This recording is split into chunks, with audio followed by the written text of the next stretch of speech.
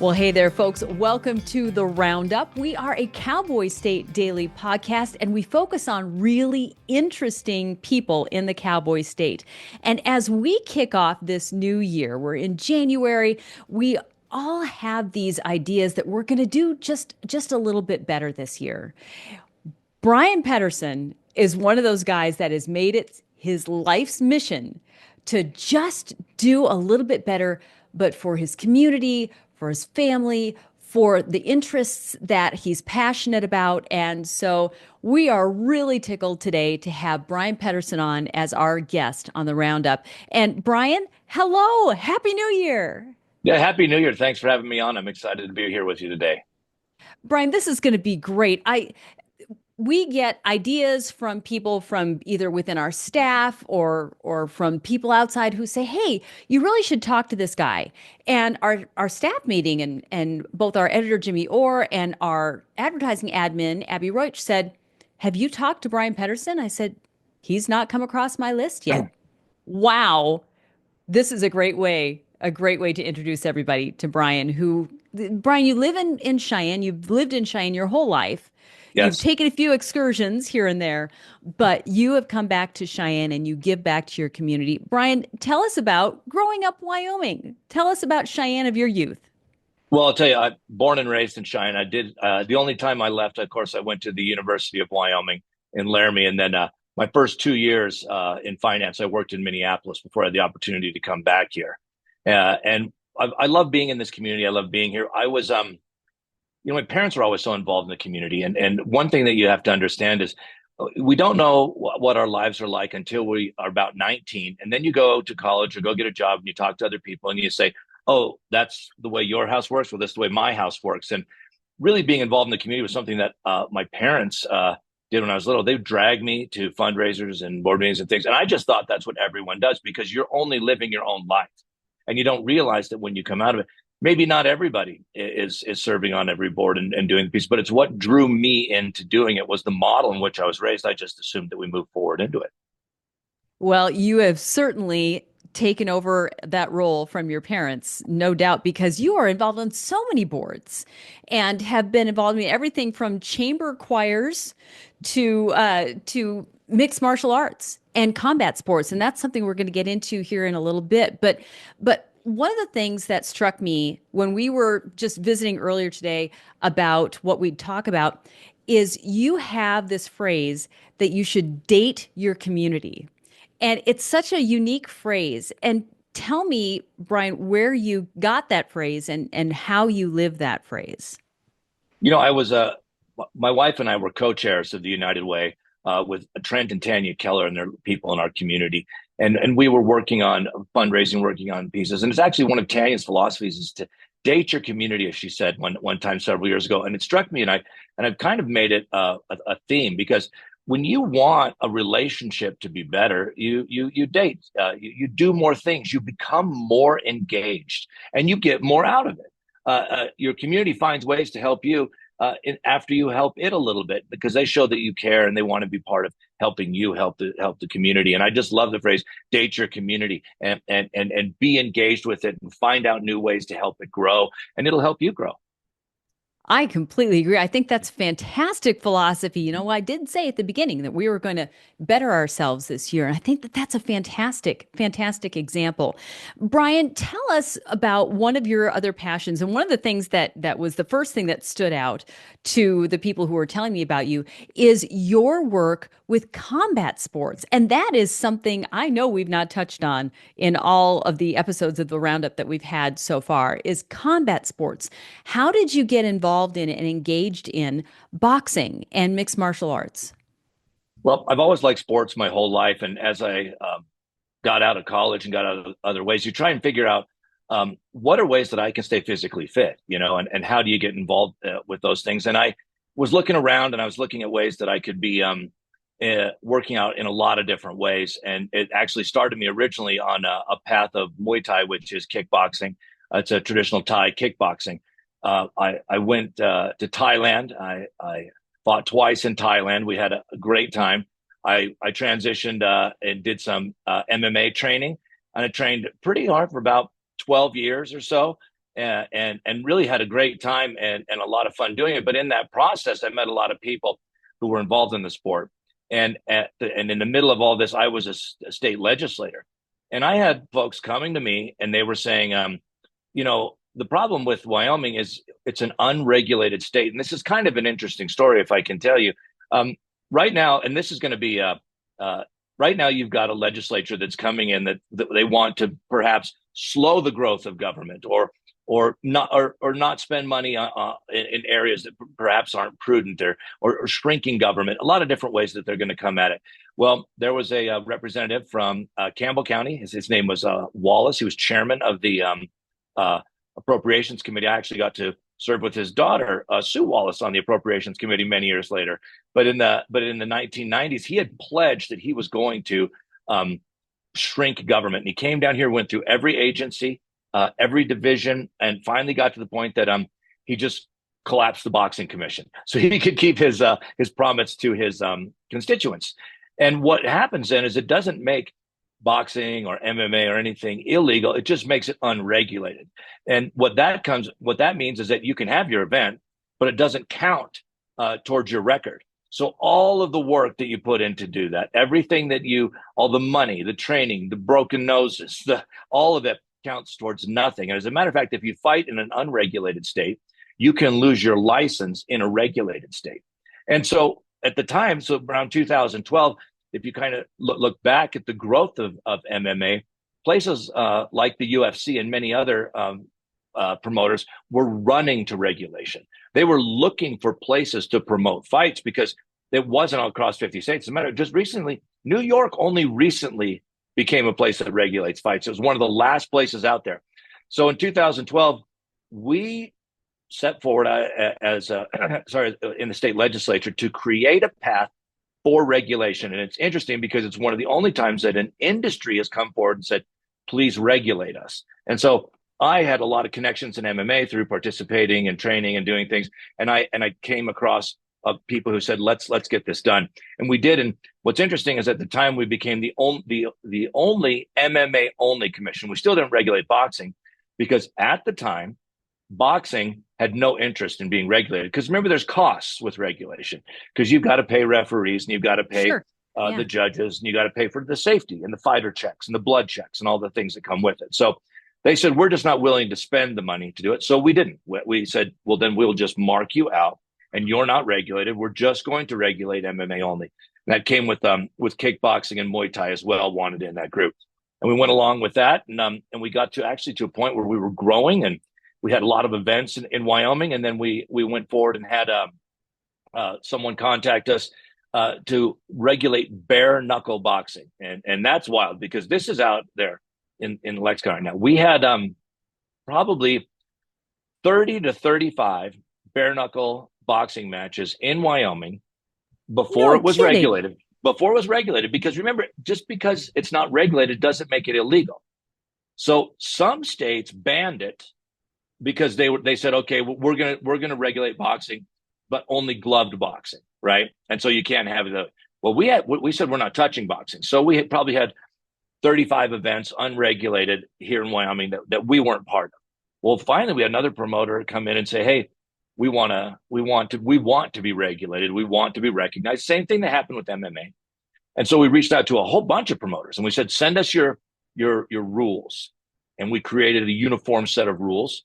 And we became the first state in the history of the world to regulate and sanction bare knuckle boxing. John Why do Sullivan, we not know about this? This is fantastic. I've never heard this story. No, it is. It's exciting. And what it's become is global now. So we have these bare knuckle matches in London, Dubai, and Canada.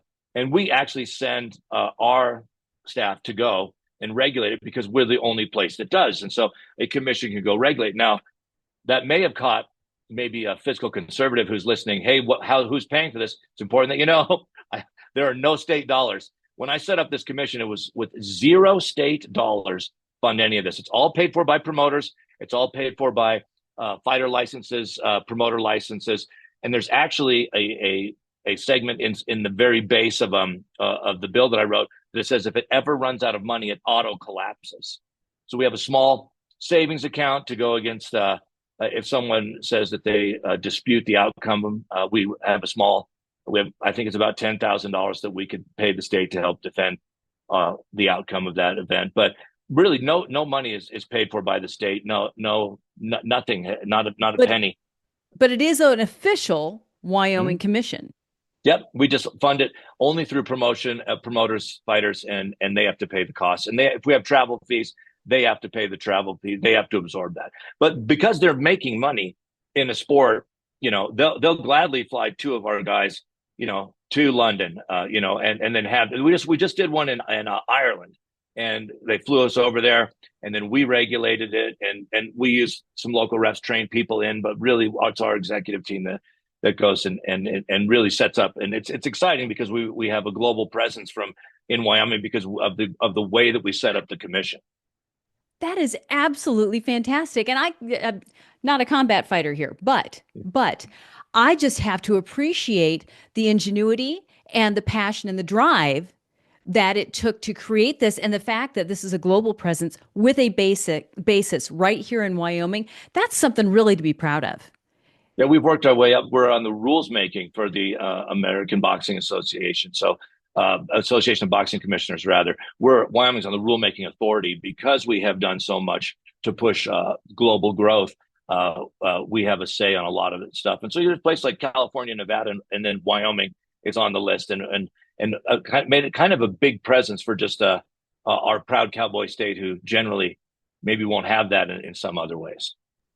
That is so great. Bryan, you were in the legislature for what, 6 years total? Is that correct? Yeah, I was elected originally 2004, and remember I kind of told you earlier uh, that you don't know what you're doing when you do something because you thought everybody did. When I was younger, my mother ran a series of campaigns for Dick Cheney, Max Maxfield. And so I was been licking envelopes since I was four, sending them out to various places or going or inside of like the GOP headquarters in Laramie. My mom would run that and bring me down there. Well, she was worked for LSO in the state legislature. And so my first day there, I was like 6 weeks old. And so I just thought that everybody ran for an office sooner or later, because remember, everybody that came through my home was running for an Sure. office at some point. So when I was Yeah. 29, I ran in 2004. I ran and I was elected. And what's interesting about that is it kind of shifted an age, because I was the first person under 30 elected in 30 years. The prior person was Cynthia Lummis. And now there's a lot Whoa. more young people because, like Dan Zwanitzer got elected shortly after. There was a Yeah. lot of people who were elected. I think we've got at least somebody now. I think they're 24, but you have a span of ages of people that are in there and make it more of a representative democracy. But at the time, it wasn't that way. And I served then in House District 9, and then we moved 800 yards, and I was out for 2 years because I crossed the district line. But we had a small house, and we knew that we were going to have a big family, so we needed more space. So we moved, and then I was able to serve then in House District 7 for two more terms, and all of which was on appropriations, and I really enjoyed that time. But it was then in 2012 that we created the Boxing Commission, and then years later I became appointed to the commission, and we've had a great run. I just think that's great. I want to shift to the great segue to your family. Yes. Folks, you might have noticed the really cool kind of castle architecture that's Oh, yes. behind Bryan there. This it's Legos. It's And all I am Lego. I'm geeking out here because that is so cool.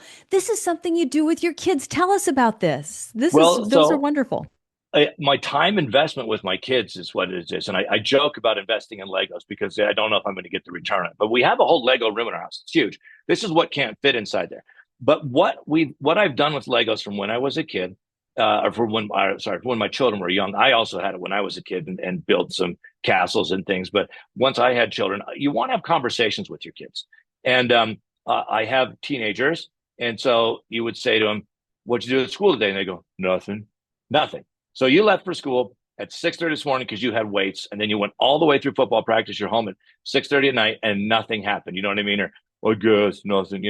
But when we go through and we build Legos together, so if you and I are sitting across from each other, and we each have a Lego, and let's say we're sitting here for 2 hours, maybe you're not going to tell me something for 20 minutes, but after about 20 minutes, you're going to go, you know what the cool thing I did today was? And I'm going to go, no, tell me, Wendy, what was the cool thing you did today? And we'll go on. So we built a Lego collection that is really an investment in communication with my children. I've trapped them into our dining room table over, Christmas and various other times where we sit and assemble Legos together. A lot of families did it through puzzles. If you go to a lot of people's houses, they have a giant puzzle and everybody will sit and I'll work on my corner and you work on your corner. It's not different than that. You're doing something together at a table and you're thinking about it and putting pieces together. And it's an investment in a relationship with my children. And then I brought the ones that don't fit in the house down to my office. And it's a fun talking point when clients come down. Absolutely, it is. It was a fun talking point when you and I. Now, you said that the places that are represented in your Legos are Mhm. places that you've been. Yes. And that means that you have traveled to the Colosseum and you have Yes. traveled to see Big Ben. In fact, you spent some time in London doing something completely different from anything that we've talked about so far. Tell us about Yeah. that. Well, I have a little fun with it. When I got out of college, my parents were it was just amazed that I actually had a degree. Wow, how did this happen? I was a bouncer, at Sin's Bar in West Laramie, and get out of school. It took me 5 years to get out of school, and I had actually paid for most of my college through scholarships. And everybody should know that when you're looking for college savings, go have your kid or you yourself, or if you're going in, apply for all the small stuff. No one applies for anything that's 500, 250, 300, 100. I just applied for all of those. And then I'd have to send out a lot of mail at the time. I know that it's all done, obviously through the internet now, but I got thousands of dollars in small scale. Everybody wants the 5,000, the 10,000. And I just ate up all the $250 ones. And so I had money left over, after college. And my mom said, they gave it to me to use. And I think she thought I'd use it towards a new truck, a down payment on a truck or something. But I had a truck named Thor and we weren't going to break up over this. And so Oh, I took the money and I went to London and I studied classic French cuisine, Le Cordon Bleu. I had a job in finance in November, but I had nothing to do from May to November. And so I just went as an avocation. I just do it for passion. My wife is way more attractive than me, and I had to figure out a way to keep her. So I just make really good food, and then she sticks around over time. But it's been fun. oh my word. I Well, you bet got it it. has. What's your favorite thing to make? What's your favorite thing to make? Well, I go through cycles of things, that we do. And I was classically trained French. My wife loves Italian. I will tell you that over Christmas, we had chicken piccata for one of our main Christmas meals. And a lot of times when we're cooking, I'm going to try and make my own version of something. So I'm going to see it on TV. I'm going to see it on Instagram, and then I'm going to make my own version of it. Two of my children are adopted from China, and I have two birth boys, and then two children adopted from China. And so I've actually gotten pretty good at Chinese cuisine, and we do that probably once a week. And it's a little different. Obviously, it's not classic French, but you learn the basics, and then you try and fold stuff in. So it goes off in a lot of different directions, and I go through a lot of cycles. But we're now in a pretty strong Italian time again because it's my wife's favorite cuisine. That is so much fun. Oh my gosh. Are your kids learning to cook?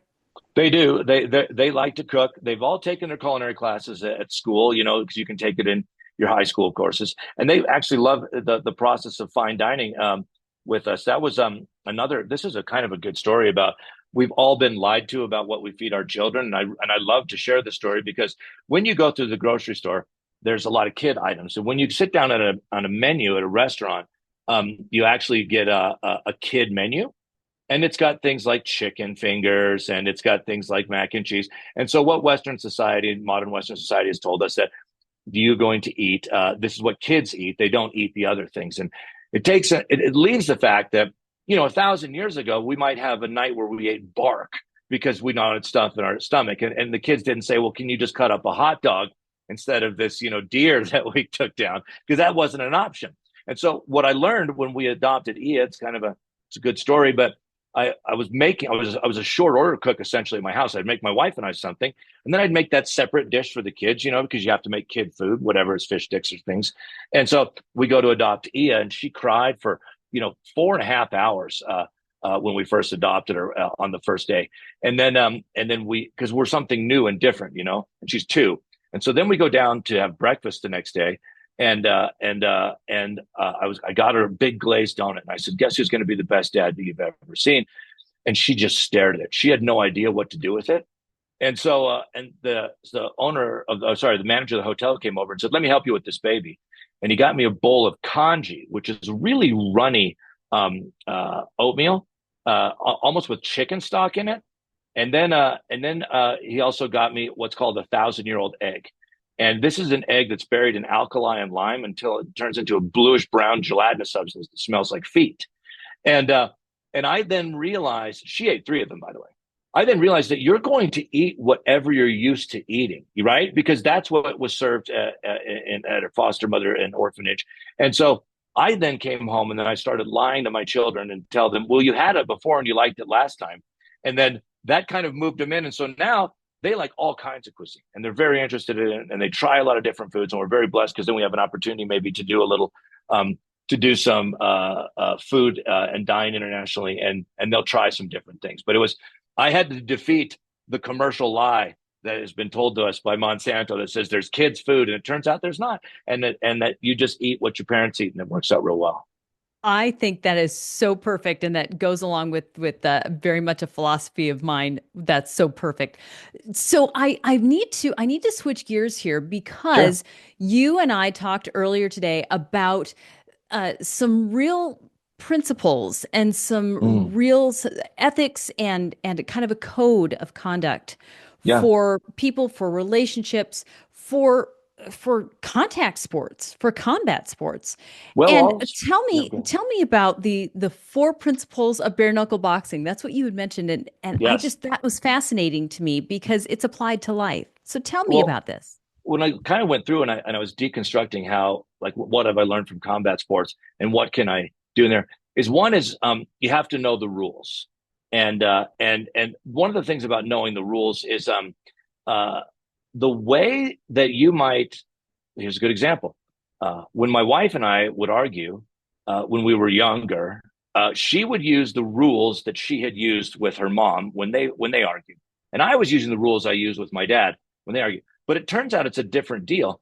You have to know the rules the way each other fight, the way you fight with each other, or the way you argue with each other, or conflict resolution with each other. And we had to adapt our rules. So knowing the rules is the first rule to know. And then the second one is understanding your opponent. And that's an important piece because maybe your opponent is the news story that you're going to cover. Maybe the opponent is the goals that my client may have when they come to me.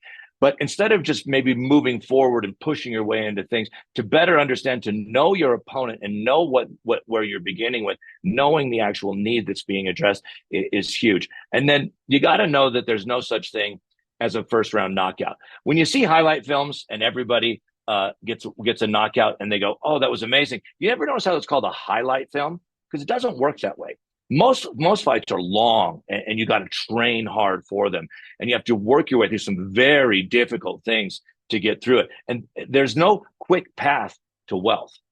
There you can get rich slow. It's what when people come to me as, what's the get rich quick theme? Well, I guess if I knew, I'd own an island in Dubai, but here's a way that we can move forward and consistently get what, maybe you could do the baseball, hit a lot of singles, and then just an occasional home run, but we're not getting a home run every time because there's no such thing as a first round knockout. And then the final one is know that you can't do it alone. And so if you're in a relationship, you can get an outside counselor to help you. I have a personal business coach that I visit quarterly that holds me accountable to what I'm bringing forward inside of my business and new ways to look at that. And you'd have a traditional coach, of course, in sports. If you have a trainer, I have a trainer for the gym because I'm always going to give about 70% of my bets because I go, well, I'm sweating right now and I'm tired, so I must be done. And then he's going to demand those 3 more reps on everything, and it's going to push you a little bit further. So when you know the rules and you know your opponent, there's no such thing as a first round knockout. You know that you can't do it alone. You can take on almost any battle with that, and maybe that's how we're going to raise our kids and make sure that college goes first. maybe there's 1,000 different ways that you can apply those pieces to. And when you put that frame into it, you can lead you to success in any fight that you're having. And a fight isn't necessarily a fight. A fight is a path or a struggle to get somewhere. And so it doesn't have to be conflict, but it's representative of the journey of life. What a great analogy. It really is, because not all of us are going to take the idea of bare knuckle boxing and principles of bare knuckle boxing and say, oh, but I can use the same thing here and here. And you've done that. Yeah.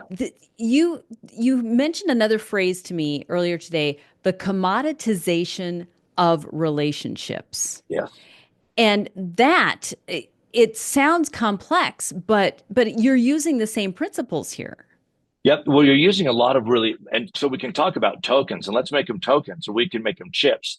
But what happens is a lot of us we're investing our chips in other people, and other people are maybe investing their chips in us, and we don't recognize it. And some people aren't making change for each other. And I look at it like this. A lot of times when people, humans in a relationship, we take that economic chip, that economic token, and we say that's important. So if I take you to dinner, then you have to take me to dinner, because we're exchange dollars, because in Western society and most of the world, we've made dollars this very important thing that pays for all the stuff, and we got to do all the things.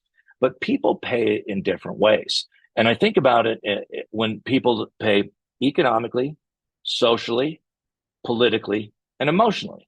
And a lot of times you don't realize that maybe, the person that you took to dinner, well, they're helping you grow your social group.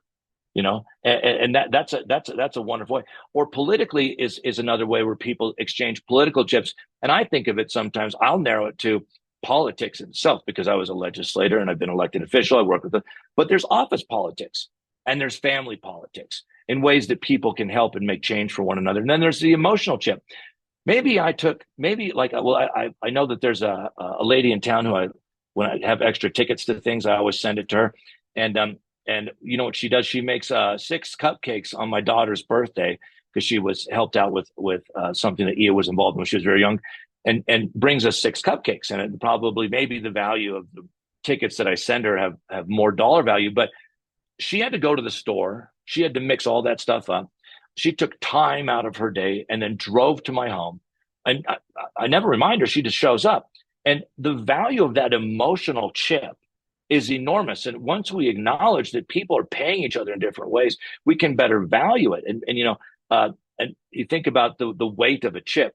A chip for like a small chip for Elon Musk economically would change all of our lives. But you have to also understand that there's someone out there who maybe they've given $5 to something, but that's a huge chip for them. So then it's also seeing where those chips are valued based on the individual people. And really, one of the things that helped me with is recognizing people who weren't making change. Because I'm giving you $1, you're going to give me back 25 cents. Are you making change? Are you helping build my family as I try to help build your family? But measuring everybody in those ways helps you better see who's helping you. And there's a lot of people who you may not realize how much they're helping you, because maybe you're waiting in the traditional, we haven't gone to dinner in a long time, but maybe they're helping you in other ways around the office, socially, emotionally, or politically in a lot of ways. And I really felt like that was a huge lift for me, to see the value that each person is bringing to my life that may be different than something that we might traditionally see. That is such an incredibly well-rounded and unique way to look at relationships. And I think that just talking about this with you helps me in the ways that I think of my relationship, maybe with my church, or maybe my relationship with work, or things like that, or with my children. That's really a fantastic way of looking at things. This has been so educational and really eye-opening. And I'm so glad that we did this, Bryan. Bryan, what are some of the things that are ahead for you and your family in 2025? What are the things that you're looking forward to in your community, in your life, in your work? It's the start of a new year, and that's always something where we kind of take this and say, this is what I want to accomplish this year. We do a lot of stuff with our kids in sports, and we kick off our calendar and their training opportunities. But one thing that my family's focused on is, as you know, we had 2 children that we said we adopted from China. We're kind of refocusing our efforts this year back to the Wyoming Children's Society, which is the adoption agency in the state of Wyoming. And we have left some of our other boards and refocused our efforts to that, because that's one that touches our heart. Now, each person who's listening to this has something that impacts them. And that's perhaps their focus as we move forward, as January comes forward and we have all that time in the year. And maybe we use the 4 principles of bare knuckle fighting, or maybe we learn to better commoditize things to help people and build people up as we build our community and date our communities. I just think that that's a fantastic way of looking at and just kind of sorting things out and identifying what's important and identifying moving forward how to better those relationships. Bryan, this has been a fascinating conversation. Thank you so much for agreeing to be on the Roundup today. Anytime. I love it. This is great. Great program. I love your podcast. Thank you so much. Thank you. And folks, thank you for tuning in to this episode of the Roundup. We've got so many more wonderful people that are on my very long list to talk to in 2025 for the next season of the Roundup. We're just getting started. So have a wonderful new year, folks, and we'll see you next week.